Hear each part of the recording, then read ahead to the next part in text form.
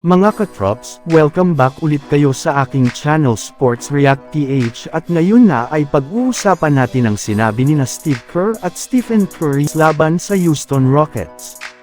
Pag-uusapan na rin nga natin ngayon dito sa ating panibagong video ang naibalitang bagong trade proposal sa pagitan ng Brooklyn Nets at Los Angeles Lakers.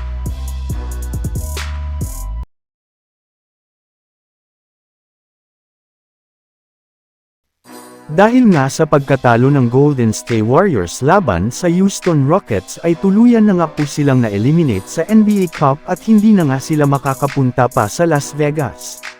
At kasabay nga niyan mismong si Coach Steve Kerr na nga ang nagsabi sa kanyang post-game interview na kasalanan nga daw ng mga referee ang kanilang pagkatalo dahil consistent na no call sa kanyang mga player kahit kita naman na na-foul ang mga ito. Bukod rin nga dyan Agosto ang tinawag ng foul laban sa kanila ng mga referee sa huling mga segundo ng fourth quarter dahil obvious naman nga na wala ditong nangyaring foul at maging mga referee nga sa elementary ay hindi dito gagawa ng tawag.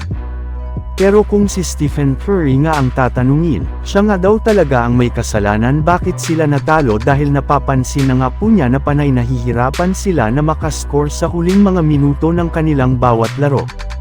Kaya bilang isang leader at superstar nga ay kailangan nga po niya na maipasok ang kanyang mga gagawing tira sa mga crucial minutes ng kanilang mga susunod na laban kung gusto man nila na manalo.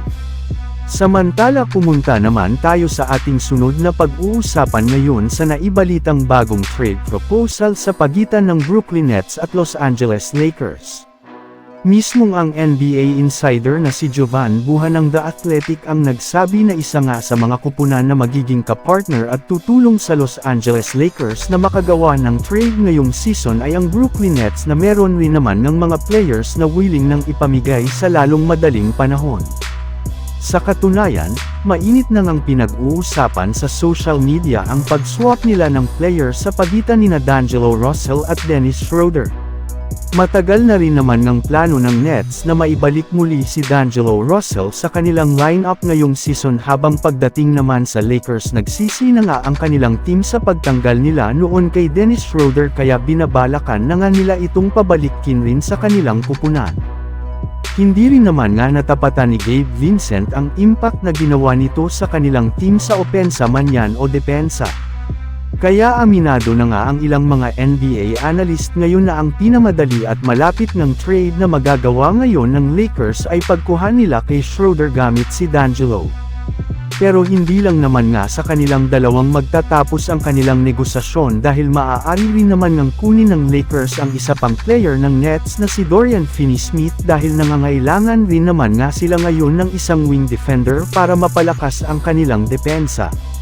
So yun lang nga mga katrops ang handog ko sa inyong storya ngayong araw. Sana nag-enjoy kayo. Please like and subscribe my YouTube channel Sports React PH para sa iba pang storya at update patungkol sa NBA. Kita-kits muli sa ating susunod na video.